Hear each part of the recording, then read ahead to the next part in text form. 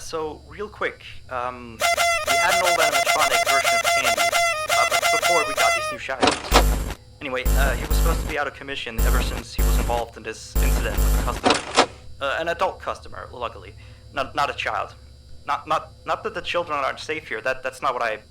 Anyway, our technician has tried to fix him up for some time, and he wants me to warn you that old Candy might start walking around as well. He should be in parts and service. That's camera 10, I believe. Keep a real good eye on him. He's quite big, so just be careful around him.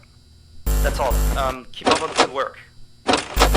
Oh, and I took the day shift offer. Nice.